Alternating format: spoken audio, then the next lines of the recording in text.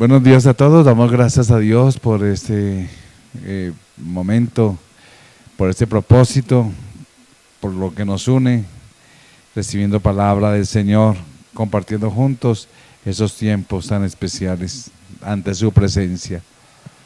Bueno, continuamos con otra serie de predicadores del reino. Pues hoy voy a hacer un paréntesis por los próximos domingos. Vamos a hablar sobre otros aspectos más precisos, como lo que significa esa celebración que hacemos con fines de año, etcétera. Que la Navidad, por ejemplo, hace 8 días vamos a hablar sobre eso. Y bueno, hoy seguimos con otra serie, Predicadores del Reino, al cual Dios nos ha llamado. Pero quiero resaltar hoy, el tema es el papel del Espíritu Santo y la oración en la predicación a los inconversos. El papel del Espíritu Santo y la oración en la predicación a los inconversos. Tenemos obviamente muchas herramientas que podemos utilizar para enfrentar nuestra tarea y nuestra vida misma aquí en la tierra, y esas herramientas las usamos y Dios nos las dio como armas para vencer. Pero tenemos dos fuerzas poderosas en la predicación del Evangelio, que es el Espíritu Santo. O sea, en la evangelización o en la predicación del Evangelio, solo depende de Dios cuando dejamos el Espíritu Santo actuar. El Espíritu Santo nos indica que solo depende de Dios. Y también la otra fuerza poderosa es la oración eficaz, que esas ya intervenimos nosotros. Vamos a resaltar esos dos aspectos hoy. El primero que vamos a ver es el papel del Espíritu Santo en la predicación del Evangelio con el inconverso. ¿Cuánto les gusta evangelizar? ¿Sí? Esa palabra evangelizar por eso se limita mucho. ¿Y a cuánto les gusta predicar el Evangelio? La diferencia. Y a eso nos llamó Dios a todos.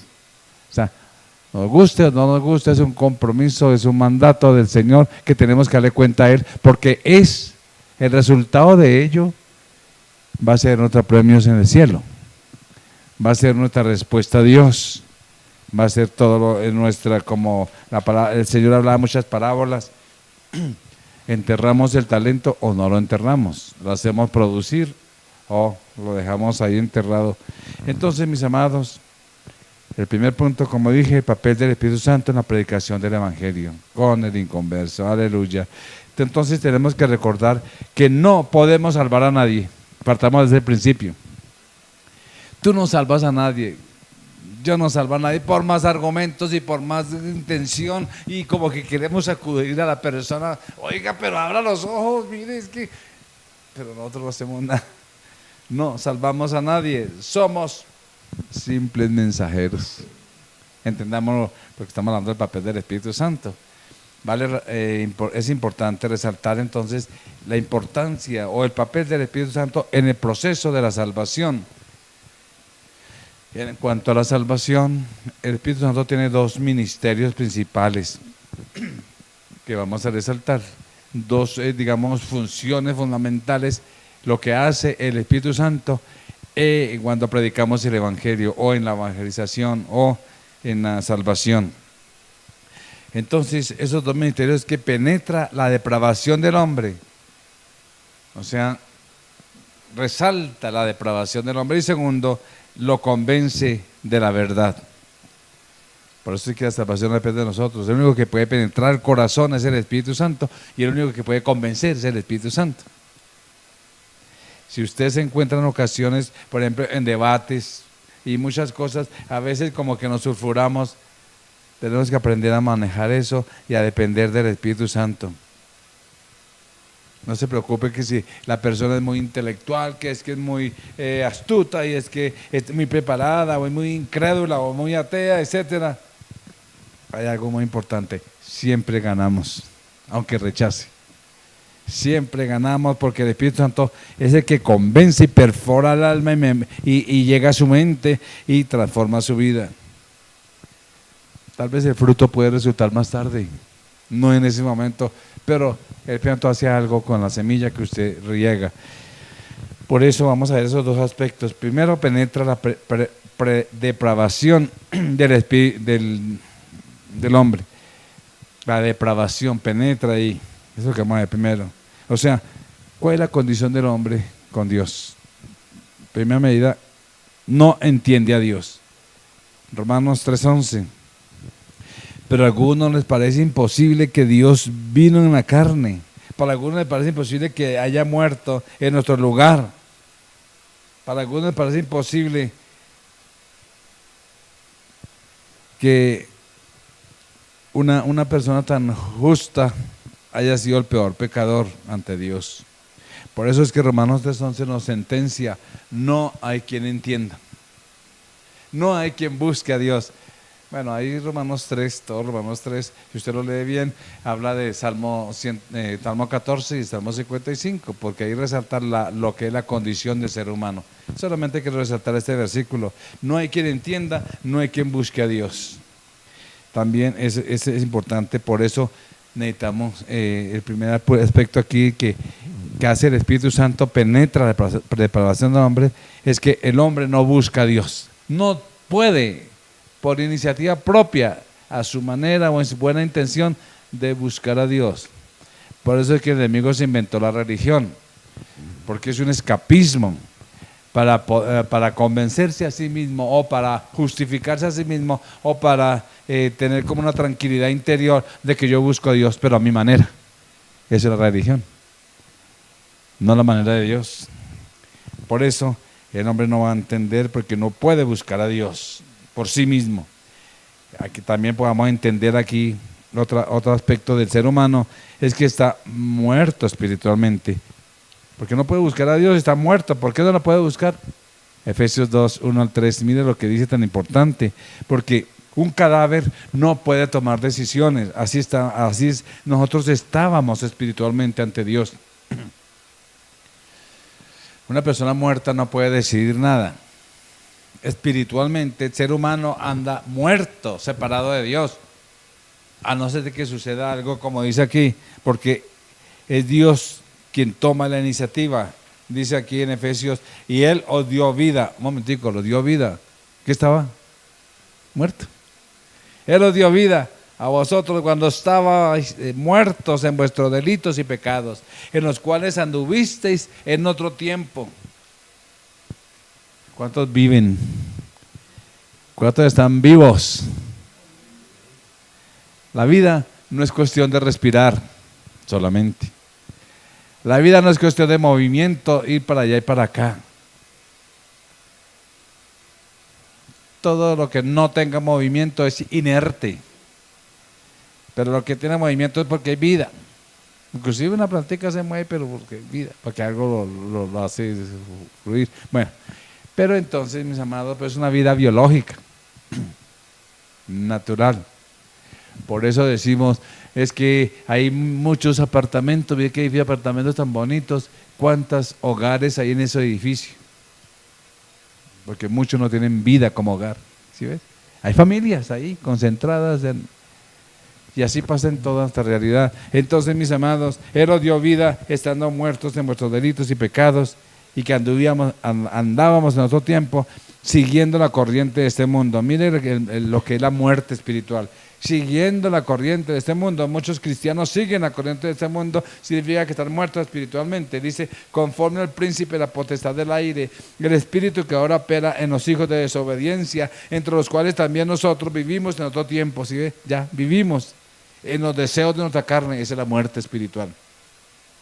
Haciendo la voluntad de la carne y de los pensamientos que nos dominaban, y éramos por naturaleza hijos de ira. Por naturaleza hijos de ira, lo mismo que los demás. ¿Por qué? Porque la ira de Dios ya fue tomada allá en la cruz. Jesucristo recibió toda la ira de Dios. Ese fue el precio más grande. Pero éramos nosotros hijos de ira, lo mismo que los demás. O sea, el que no quiere recibir este beneficio de la cruz, el beneficio de Cristo, significa que sigue siendo hijo de ira. Bueno, aquí también podemos ver que estamos separados de Dios. El hombre no busca a Dios, es que no entiende las cosas de Dios, no le da la bienvenida. Miren, mis amados, que uno escucha evangelistas y que viajan por el mundo y esas en la televisión, en las redes, etcétera, unos mensajes tremendos evangelísticos, pero proclamando Jesucristo la solución a su problema. Jesucristo, si se separó de su esposa, se separó de su esposo, si tiene enfermedad, exacto, Jesucristo es la enfermedad. Pero ese no es el mensaje central del Evangelio. Aleluya. Pero miren lo que dice aquí en 1 Corintios 2:14. Porque un muerto no puede buscar a Dios. Dice, pero el hombre natural no percibe las cosas que son del Espíritu de Dios, porque para él son locura. Y no puede, dice aquí, no puede otra vez entender, porque se han de discernir espiritualmente. Ojo, se han de discernir espiritualmente significa que tiene que haber un despertar en su vida interna, interior, espiritual, para que pueda entender algo de Dios. Entonces, ¿cuál es la condición del hombre? No busca a Dios. El segundo aspecto, ¿cuál es la condición del hombre? Dios busca al hombre. Esa es la realidad actual. Dios tiene que buscarlo. Y vemos aquí que las 13 personas de la Trinidad vienen sobre el ser humano para salvación. El Padre planificó la salvación, o sea, Dios empezó a buscar al ser humano. Él desarrolló ese plan. Efesios 1:4 dice, y vamos a leer muchos versículos hoy, según nos escogió en Él antes de la fundación del mundo. Hay un plan para que fuésemos santos y sin mancha delante de Él. O sea, desde antes de la fundación del mundo Dios planeó, porque Dios lo sabe todo. Sabía la condición del ser humano y la estrategia de Satanás, porque aquí Dios también tiene planes tremendos para juzgar a Satanás también. Pero mis amados, Dios nos escogió, un privilegio. Dios tuvo que intervenir. Juan 6:44 dice, ninguno puede venir a mí, nadie puede venir a mí, si el Padre que me envió no le trajere, y yo le resucitaré en el día postrero. Que el Padre planificó, ahora el Hijo proveyó la salvación. Conforme al plan, el Hijo pagó nuestra deuda. Hebreos 10:12 dice, pero Cristo, habiendo ofrecido una vez para siempre un solo sacrificio por los pecados, se ha sentado a la diestra de Dios. Y en Hebreos habla mucho de una sola vez y para siempre. Una sola vez y para siempre. Un solo sacrificio bastó. Por eso Jesús no va a volver a venir a morir por la humanidad, por aquellos que lo rechazaron. No, ella viene como juez. Lucas 19:10 nos dice, porque el Hijo del Hombre vino a buscar y a salvar lo que se había perdido. Entonces, el Padre planificó la salvación, el Hijo proveyó la salvación. ¿Qué hace el Espíritu Santo entonces? Produce la salvación. El Espíritu Santo produce la salvación, nos regenera y nos hace aptos para entrar en el cielo. Juan 3:5 dice, Juan 3:5, respondiendo Jesús dice, de cierto os digo que el que no naciere de agua y del Espíritu no puede entrar en el reino de Dios. ¿Quién es el que hace la obra? El Espíritu Santo. No nace del Espíritu, dice ahí. O sea, el Espíritu Santo es el que pone esa semilla de vida, ese soplo de vida, con la palabra cuando se pronuncia, hay espíritu que neuma, ese viento que sale a través de las palabras del mensajero de Dios y penetra en el corazón del ser humano, y cuando ese incrédulo recibe esa palabra, esa semilla, ese soplo, y el Espíritu Santo hace algo en el corazón, ahí comienza esa semilla de vida y empieza como a decir, oiga, yo necesito. Entonces vemos los 3 miembros de la Trinidad que están involucrados en la salvación de los perdidos. Y el segundo aspecto también en respecto al Espíritu Santo, porque vimos que hace 2 obras y además de penetrar a la depravación del hombre, también el Espíritu Santo convence. No son tus argumentos naturales, son los argumentos de la palabra de Dios.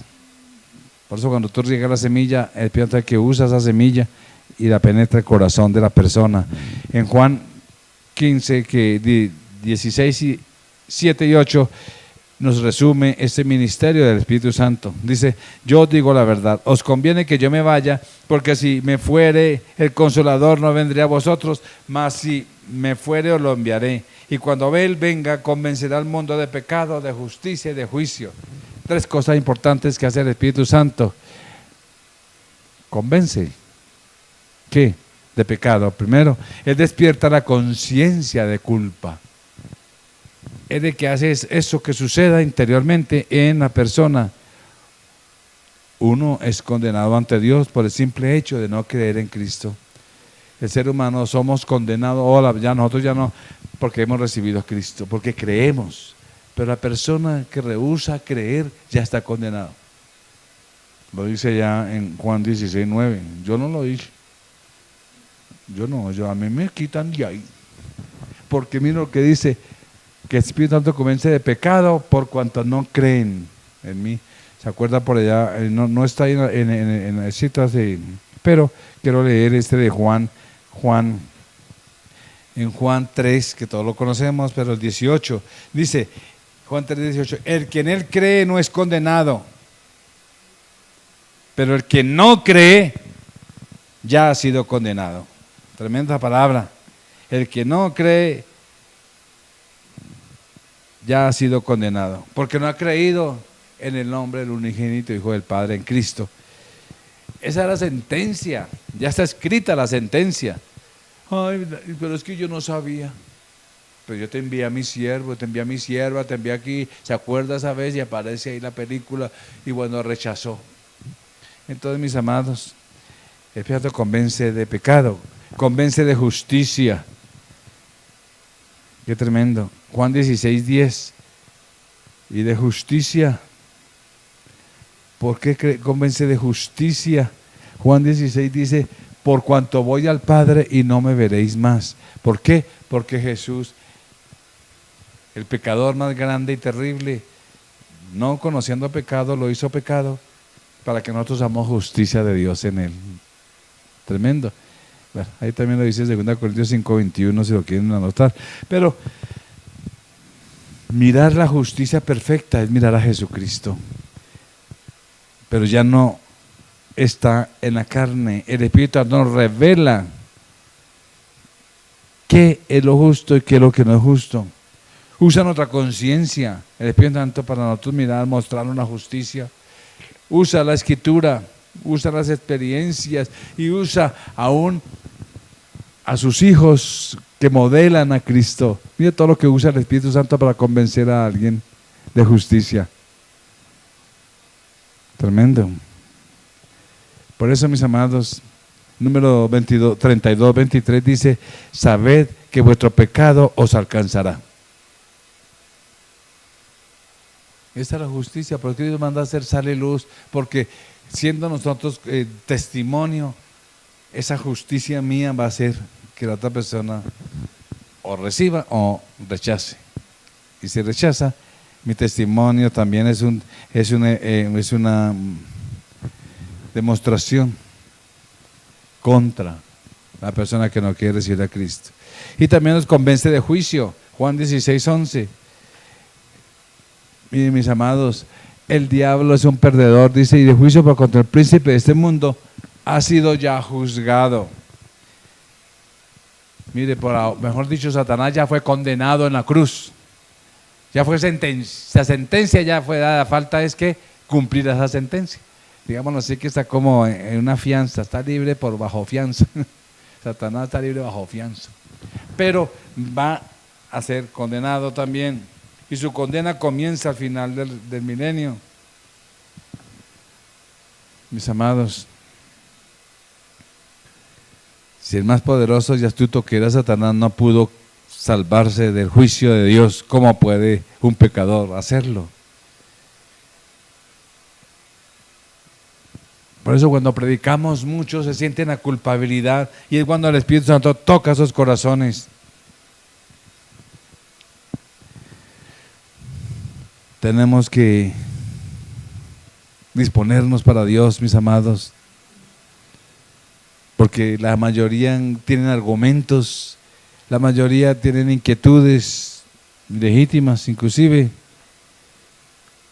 pero nuestro papel es defender la verdad, nuestro papel es llevar la palabra, dejarnos guiar por ese espíritu que nos guía a nosotros para en cada momento hablar con claridad, con seguridad, pero también si es momento de debatir o no debatir, porque a veces esas controversias son las que, como no nos dejamos guiar por el Espíritu, a veces generan conflictos. Entonces, mis amados, el papel del Espíritu Santo en la presentación del Evangelio con el converso es penetrar la depravación, mostrarle su verdadera condición con Dios. Ese es el mensaje del Evangelio. Y también que Dios lo ha buscado y lo quiere convencer por el Espíritu Santo y lo quiere llevar a la verdad. Aleluya. Dios nos usa para eso. Dios está buscando a los perdidos y nos está enviando a nosotros para ello. Nos está enviando. La pregunta es, ¿estamos cumpliendo ese papel nuestro, lo que nos corresponde? El Espíritu Santo no puede hacer nada sin el ser humano. Si nos quedamos callados, ¿cómo va a ser Dios? Entonces, por eso es importante disponernos. Bueno, tenemos un privilegio muy grande, mis amados, de ser ese mensajero de Dios. Y el segundo aspecto que quiero tratar hoy, el papel de la oración en la predicación del Evangelio. El papel de la oración. La oración tiene importancia en cada faceta de nuestras vidas. La oración es determinante, obviamente, ya lo conocemos, sabemos, y sí, que la oración, pero ¿cuál es el problema que sucede? Nuestro problema es que estamos listos y nuestra oración está enfocada más para pedir ayuda. Buscamos a Dios más por ayuda, pero a veces somos lentos en expresar gratitud y alabanza y tardos también en pedir la guía del Espíritu para alcanzar a muchos. Somos tardos para eso. Por eso es que nos sentimos usados por Dios o sensibles a la voz del Espíritu, porque no oramos en esa dirección. Señor, mira a todos mis compañeros en Cristo, dame la oportunidad de alcanzarlos. Guíame, Señor. Mis amados, la oración no es el último paso cuando no hay esperanza, porque muchos usan la oración para ello. Y un ejemplo rápido, por ejemplo, allá en el hospital, la mamá le preguntó al médico por su hijo, que cómo le fue en la operación. Todo súper bien. Salió bien todo, gracias a Dios, todo está bien. Entonces la mamá le dice, bueno, ¿y qué sigue? No, pues oren por él. Y la mamá le responde, ¿o sea que está grave? Así de terrible está. ¿Cuál es el concepto de esta mamá? Que la oración tiene que ser para algo terrible. ¿Por qué siempre la oración es para lo último? ¿Por qué siempre la oración es para que tiene que ser, que ya no hay más opción?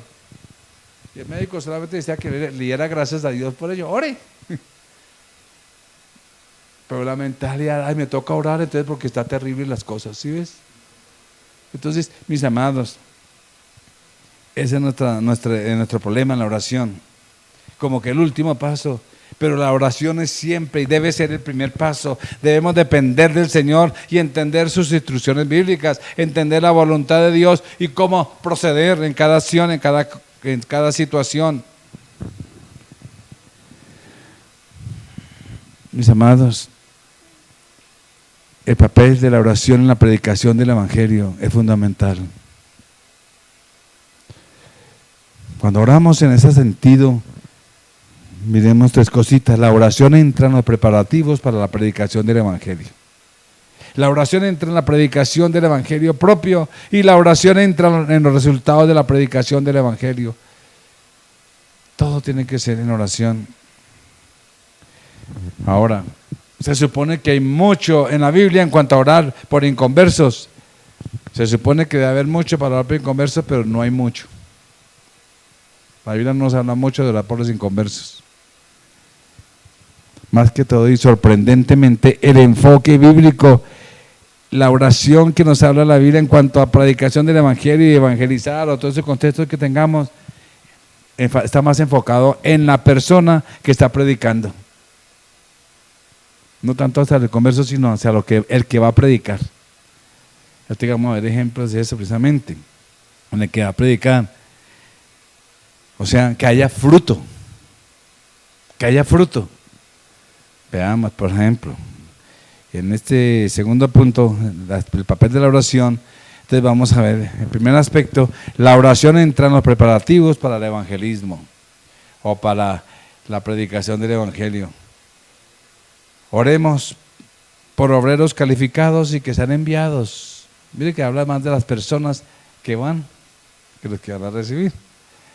Por ejemplo, Mateo 9, 37 al 38, entonces dice: entonces Jesús dijo a sus discípulos: a la verdad la mies es mucha, mas los obreros son pocos. Rogad pues al Señor de la mies que envíe obreros. ¿Por qué se enfoca más a los obreros? Aquí lo acaba de decir, porque la mies es mucha, los obreros pocos. Rueguen al Señor de la mies, al mismo Señor que envía obreros a la mies. Y eso lo entendí hace mucho tiempo. No es rogarle a la persona para que trabaje, no es rogarle a la persona para que sirva en la iglesia, no es rogarle a la persona para que haga algo para el Señor, no. Es al Señor para que traiga a la gente dispuesta al servicio a Él. Ese es el orden.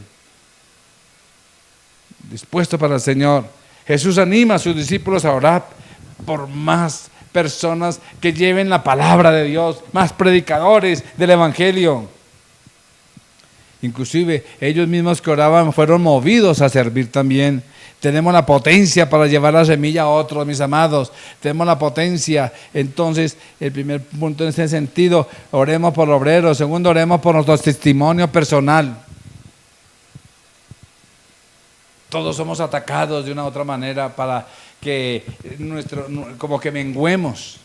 ¿Cuántos de ustedes han sido desanimados esta semana? ¿Cuántos han sido desanimados este mes? ¿Cuántos han sido desanimados este año? ¿Cuánto ataque hemos recibido de cualquier manera, de cualquier forma? Pero ¿cuál es el propósito? Para que nosotros nos hagamos luz y sal.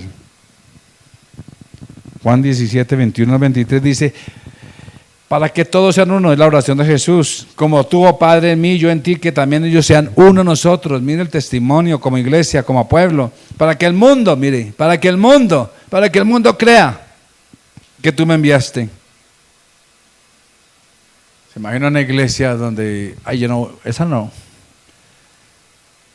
Diga, ¿por qué no le lleva un tintico? Mira allá. ¿A ese? Olvídese. ¿Sí ves? No, así no es. Imagínate cuando llega un nuevo y nos ve así. ¿Qué testimonio? ¿Estamos predicando qué? A otro Cristo. No es de la Biblia. Pero cuando vienen, se sienten recibidos, pero también nos ve a nosotros, que nos amamos, que nos aceptamos, que nos ayudamos, que nos colaboramos, que nos servimos. Gloria al Señor. Por eso dice: que el mundo crea, Señor, que tú me enviaste, que sean ellos uno para que el mundo crea. La gloria que me diste les he dado para que sean uno, así como nosotros somos uno, yo en ellos y tú en mí, para que sean perfectos en unidad, para que el mundo, otra vez el mundo siempre la mentalidad del Señor es testimonio, para que el mundo conozca que tú me enviaste y que los has amado como ellos también me aman a mí. Mis amados, la armonía y la unidad, el amor, está resumido en la verdad del evangelio. Nuestro carácter facilita el evangelismo. Nuestro carácter facilita el evangelismo, mis amados. Entonces, que Dios nos ayude y que nos libere de ser gente incrédula e hipócrita. Porque si no, la gente no desea creer. Otro aspecto también que vemos aquí, podemos mirar, oremos por oportunidades que estamos hablando en la oración, en los preparativos de evangelismo. Y todo Dios está llevando, ¿qué preparativos? Oremos. El tercero, oremos por oportunidades para compartir el evangelio. Colosenses 4:3. Mire que siempre habla de oportunidades de compartir. ¿Sí ve quién tanto los incrédulos? Es porque es que depende de nosotros, de los obreros, Y cuando un obrero tiene poder de Dios, cuando recibe esa unción, cuando recibe esa inyección del Espíritu Santo a moverse, va a suceder cosas. Va a suceder cosas, porque ya tiene todo controlado. Miren lo que dice Colosenses 4:3. Dice, orando también al mismo tiempo por nosotros. Miren quién habla. Pablo. Para que el Señor nos abra puertas para la palabra, a fin de dar a conocer el misterio de Cristo, por el cual también estoy preso. Por causa del Señor está preso. Qué tremendo misionero y qué tremendo teólogo Pablo. Y ve la necesidad de pedir oración de sus hermanos para su ministerio de llevar la proclamación de la palabra de Dios. Entonces, mis amados, debemos respaldarnos unos a otros en esa labor de llevar la palabra de Dios, esa obra evangelística, para que el Señor abra puertas abiertas, tenga puertas abiertas. Pablo estaba preso, nos recuerda, hermano, de que no es fácil llevar el evangelio. Claro que hay persecución. El diablo se molesta con la actividad evangelística, ¿sí sabía? El diablo se molesta cuando usted empieza a hablar del evangelio y por eso trae distractores. 2 Timoteo 4:2 nos dice, predique la palabra, que instes a tiempo y fuera de tiempo. Redarguye, reprende, exhorta con toda paciencia y doctrina. Qué pasaje tan tremendo. Es fundamental compartir la palabra de Dios, y no solamente en la iglesia los domingos, o recibirla los domingos. En todas partes debemos estar atentos para las oportunidades que Dios nos da. Para eso se requiere paciencia, porque hay gente que nos rechaza, pero si nos rechazó algún día y seguimos con la otra persona, pero va a llegar el momento en el cual tú eres un sembrador para el reino. Qué tremendo. Miren lo que estamos hablando a orar. Ya hemos hablado varias cosas. Oremos también por el valor y del nuevo para predicar el evangelio. Por eso es que estamos hablando de la oración. Entra en los preparativos del evangelismo. Entre este primer punto en el papel de la oración. Dijimos que oremos por obreros, dijimos que oremos por testimonio personal, dijimos que oremos por oportunidades para compartir el evangelio como Pablo, y ahora oremos por el valor y del nuevo para predicar. Efesios 6:18-20 dice, orando en todo tiempo, con toda oración y súplica en el Espíritu. En todo tiempo hay que orar, y velando en ello con toda perseverancia. ¿Qué significa? Que debemos ser diligentes. Con perseverancia, porque no es fácil estar en ese contexto de oración. No es fácil porque la carne no le gusta. Y si usted se arrodilla, la carne empieza a gritar, ¿pero qué está haciendo? ¡Ay! Necesitamos hacer otras cosas. ¿Se va a perder la novela? ¿Se va a perder el partido? ¿Se va a perder cualquier cosa? Acuérdate que tenemos una cita en tal parte. Y ahí la lucha interior, la mente empieza a volar. ¿No le pasa a ustedes que cuando ahora preciso la mente le recuerda de todo? Y películas, y viene de todo, y uno se distraído por allá, tiene que otra vez volver como a que ¿dónde estoy? Estoy en oración, me voy a quedar aquí orando a mi Padre. Es una batalla. Entonces, mis amados, pues velando en ella con toda perseverancia y súplica por todos los santos y por mí, a fin de que al abrir mi boca me sea dada palabra para dar a conocer otra vez la predicación, con de nuevo el misterio del evangelio por el cual soy embajador en cadenas.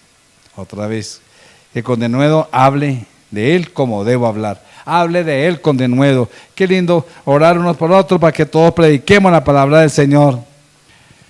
Pablo lo pide de esta manera aquí, otra vez en la oración, por su exposición del evangelio para hablar con denuedo. Es fácil, es normal desanimarnos. Es más, sentir nervios.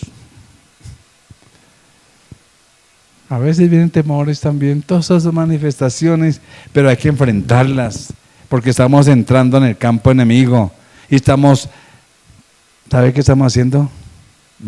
Raptando esclavos para hacerlos libres. Estamos sacando personas de un reino, por eso ese reino de las tinieblas no va a estar contento. Qué tremendo, para sacarlos a la luz y la salvación. Debemos entender la seriedad de esta batalla, mis amados. Acuérdense que somos soldados. Tenemos una misión rescate. Y ese rescate que tenemos que hacer toda la iglesia es rescatando a gente para el reino. Segundo aspecto, en cuanto a la oración, que estamos hablando de la oración, el papel de la oración. Ya dijimos el primero, que entra en los preparativos del Evangelio, porque toca orar por fuerza, toca orar por denuedo, toca orar lo que Pablo oraba, ¿sí ves?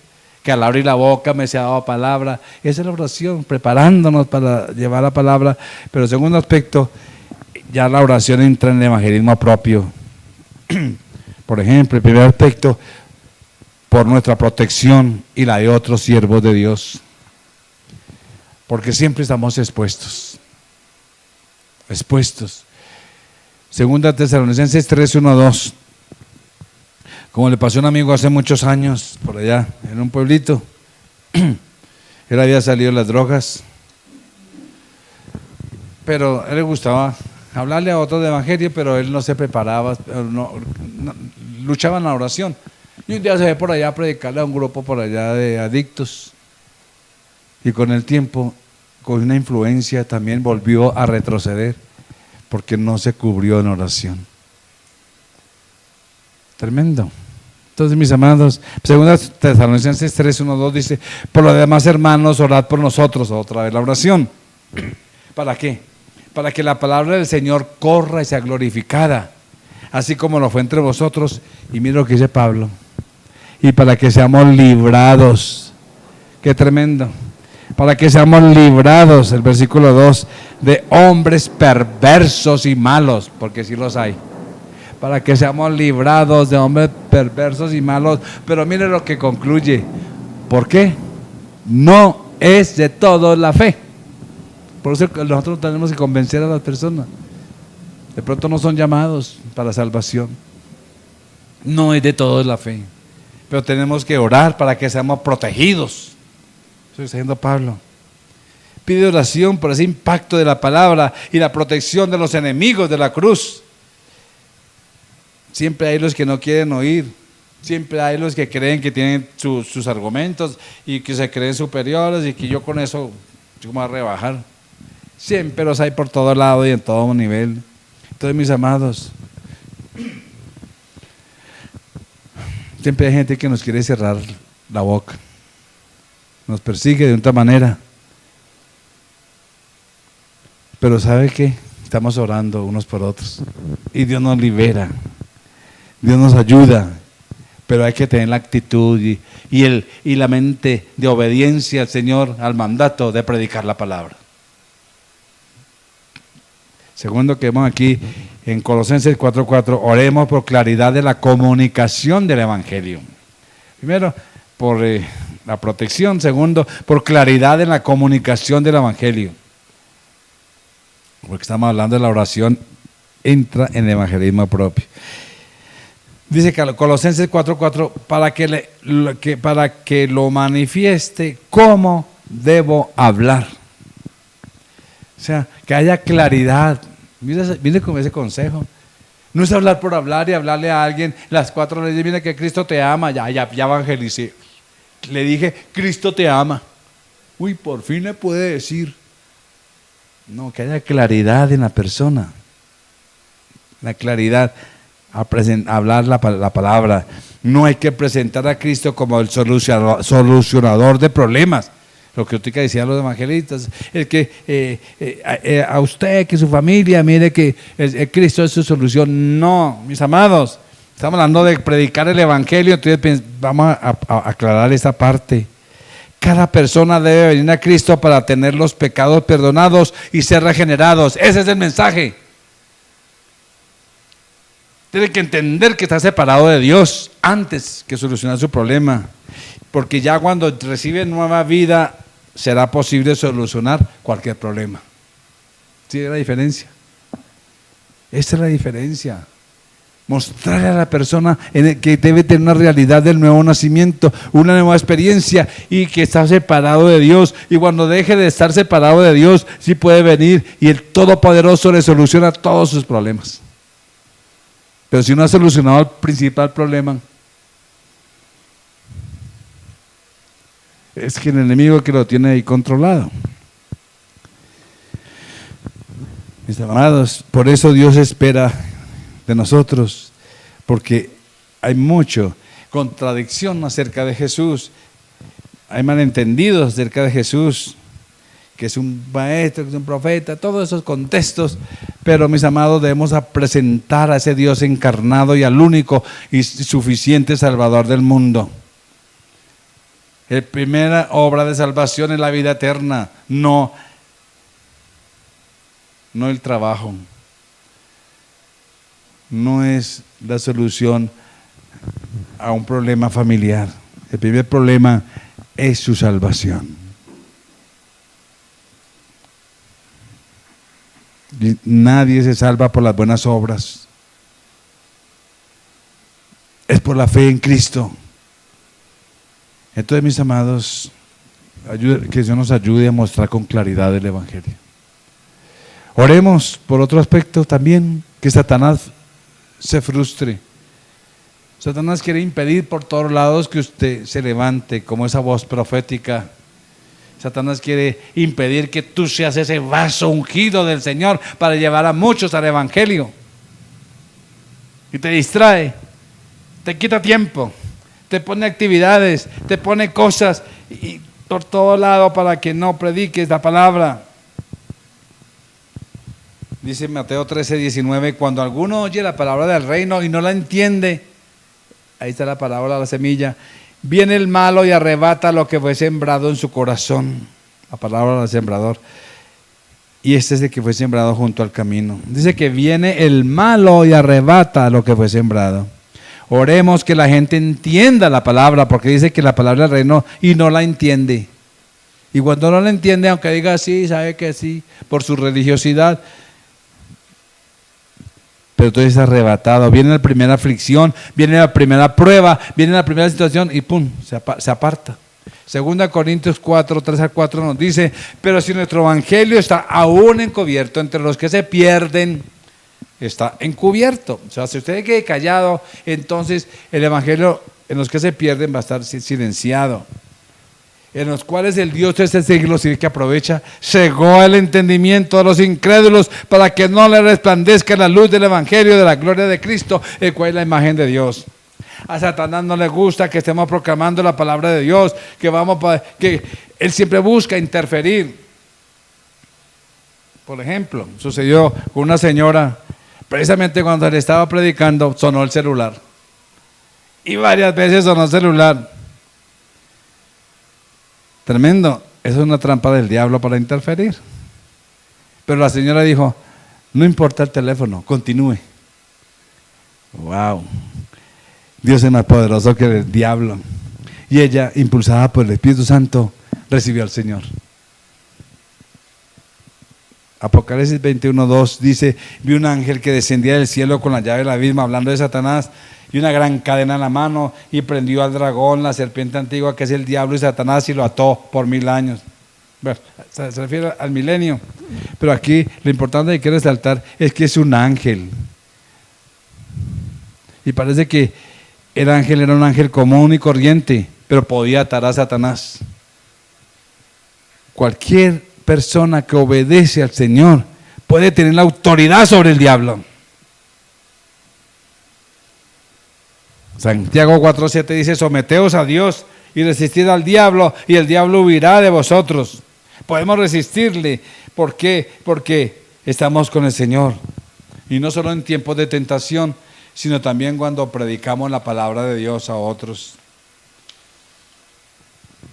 Al diablo no le gusta que sembremos la buena semilla. Qué tremendo. Debemos orar por protección divina, sí. Debemos orar por la frustración del enemigo y debemos avanzar en el reino. Y en el tercer aspecto, para concluir, la oración entra en los resultados del evangelismo. en los resultados también. El antes, el antes de la predicación del Evangelio, durante la predicación del Evangelio, ya vimos las citas, tenemos que meternos y tener la autoridad, y ya como resultados, el antes, durante y el después. Oremos por el éxito de nuestro trabajo, oremos por el éxito de la predicación del Evangelio. Segunda Tesalonicenses 3:1 lo dice: por lo demás, hermanos, orad por nosotros, para que la palabra del Señor corra y sea glorificada, así como lo fue entre vosotros. O sea, fue exitosa entre ustedes. ¡Qué tremendo! Segundo, oremos por la salvación de los perdidos.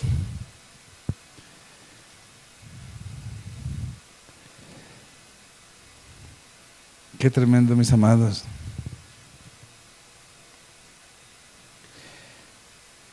Oremos por Israel, por ejemplo.